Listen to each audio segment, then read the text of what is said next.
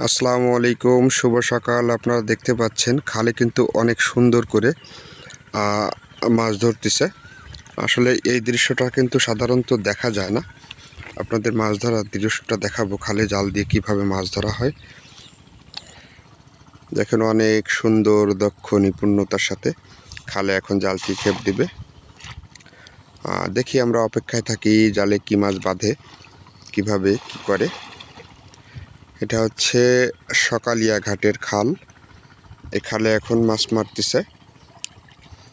আর খালে মাছ মারার মজাটাই কিন্তু আসলে অন্যরকম, কারণ সাধারণত এখন দেখা যায় না। আগে কিন্তু আমার দাদা বা চাচা যারা ছিল অনেকে কিন্তু এই মাছটা মারতো। মাছটা মারাই কিন্তু আসলে একটা অনেক মজার ব্যাপার। এই মজাটি আসলে বলে বোঝানো যাবে না। দেখতে থাকুন, যুক্ত থাকুন। আপনারা দেখতে পাচ্ছেন এই যে মলা মাছ, এটা কিন্তু এই যে খাল থেকে এর আগে যে ক্ষেপটা দিয়েছিল মাছ মারার জন্য, সেই খাপে কিন্তু এই মলা মাছগুলো উঠছে। অনেক সুন্দর, এগুলো খেতেও সুন্দর, দেখতেও সুন্দর। খালের পাশে যে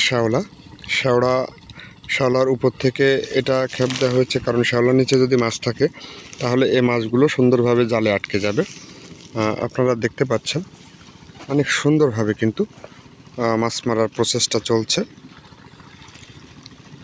আসলে গ্রাম বাংলায় যারা থাকে, গ্রামীণ অঞ্চলে যারা থাকে, তারা শহরে যারা থাকে এই মজাটা কিন্তু তারা উপলব্ধি করতে পারবে না। আসলে এই যে প্রকৃতির সাথে মিশে চলা, প্রকৃতির ভালোবাসা, এই যে কি মজার, এটা তো কাউকে বলে বোঝানো যাবে না। এপাশ থেকে আবার দেখতেছি নৌকা চালিয়ে আসতেছে। আমরা ঠিক এভাবে নৌকা চালিয়ে ঘেরে যেয়ে থাকি বা হেঁটে যেয়েও থাকি।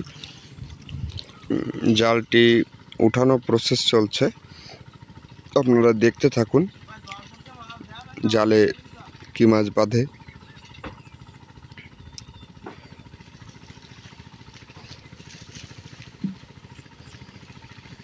একটি টাকি মাছ বেঁধেছে দেখতে পাচ্ছি। এপাশে জাল ওঠানোর দৃশ্যটা দেখি এ জালে কি মাছ বাঁধে। আলহামদুলিল্লাহ জালটিতে বেশ দেখতে পাচ্ছি মলা মাছ, যেটা বেশ মলা মাছ বাচ্ছে।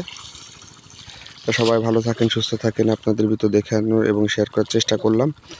আল্লাহ হাফেজ।